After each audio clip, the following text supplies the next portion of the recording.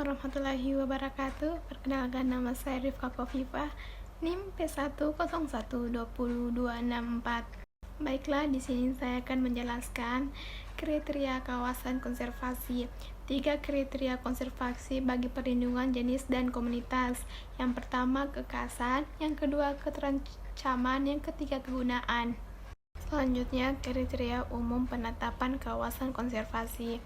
Kriteria dalam memilih calon lokasi konservasi: yang pertama, kriteria ekologi; yang kedua, kriteria sosial; yang ketiga, kriteria ekonomi; yang keempat, kriteria regional; yang kelima, kriteria pragmatik. Selanjutnya, penetapan kawasan konservasi.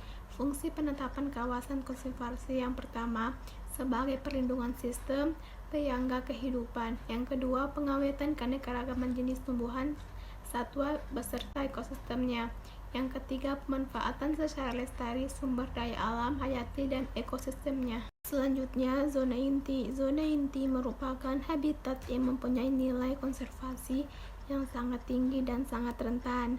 Kategori untuk membantu penentuan zona-zona di kawasan yaitu: yang pertama, jumlah spesies dan genus ada dalam kawasan; yang kedua, jarak zona dari hunian penduduk; yang ketiga, tingkat pemanfaatan dan ketergantungan masyarakat; yang keempat, pola migrasi dari spesies target konservasi; yang kelima, pola pemangsaan dan sebaran target konservasi. Pengelola kawasan lindung.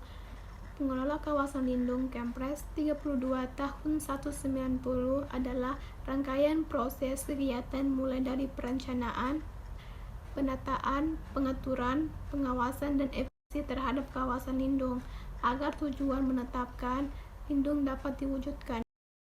Selanjutnya, tujuan dan sasaran pengelolaan kawasan lindung. Yang pertama, tujuan pengelolaan kawasan lindung adalah untuk mencegah timbulnya kerusakan fungsi lingkungan hidup. Yang kedua, sasaran pengelola kawasan lindung adalah mempertahankan dan menjaga fungsi lindung hutan tetap terhadap tanah air, iklim, tumbuhan, dan satwa, serta nilai sejarah dan budaya bangsa.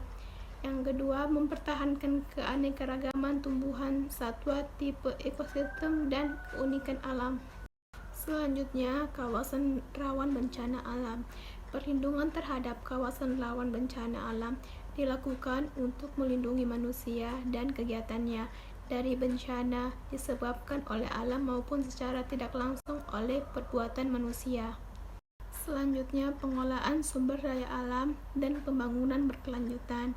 Prinsip pembangunan berkelanjutan. Pada konsep pembangunan berkelanjutan terdapat beberapa prinsip, yaitu: yang pertama, pembangunan harus memenuhi kebutuhan masa kini; yang kedua, pembangunan harus tetap memperhatikan ekosistem yang ada sesuai dengan kemampuan daya dukungnya; yang ketiga, setiap kegiatan pembangunan harus selalu mewujudkan kepentingan kelompok atau masyarakat lain dimanapun serta mengindahkan keberadaan kehidupan sekarang maupun kehidupan masa datang. Selanjutnya, faktor penyebab belum optimalnya pengelolaan lingkungan hidup di Indonesia.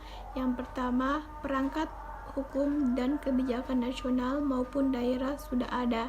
Yang kedua, masih terdapat jenis usaha dan atau kegiatan yang berpotensi menimbulkan dampak besar dan penting namun belum memiliki AMDAL atau pengelolaan. Yang ketiga, terdapat kasus orang yang mengimpor limbah dari luar wilayah. Selanjutnya, dampak pembangunan. Yang pertama, perubahan iklim; yang kedua, pencemaran; yang ketiga, disaster atau bencana; yang keempat, konflik sosial. Dampak pencemaran. Yang pertama, dampak bagi kesehatan; yang kedua, dampak pada ekosistem; yang ketiga, dampak pada pertanian. Dampak konflik sosial. Yang pertama, keretakan hubungan antara kelompok; yang kedua, perubahan kepribadian pada individu; yang ketiga, kerusakan harta benda dan jatuhnya korban jiwa. Selanjutnya, pengaruh lingkungan terhadap kesehatan. Yang kesehatan lingkungan merujuk pada karakteristik kondisi lingkungan yang dapat mengganggu kesehatan terutama aspek gaya hidup. Tingkat kesehatan lingkungan di dunia. Yang pertama, tingkat kelangsungan hidup dasar dari kualitas lingkungan sudah dapat dicapai. Yang kedua, namun malaria dan malnutrisi tetap merupakan masalah ekstensif.